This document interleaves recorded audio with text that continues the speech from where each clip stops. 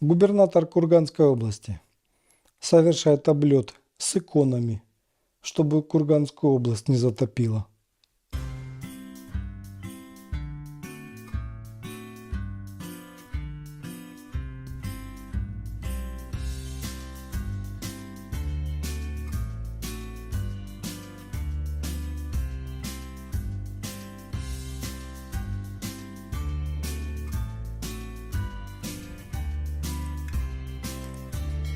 Из запчастей для ремонта плотины остались только иконы.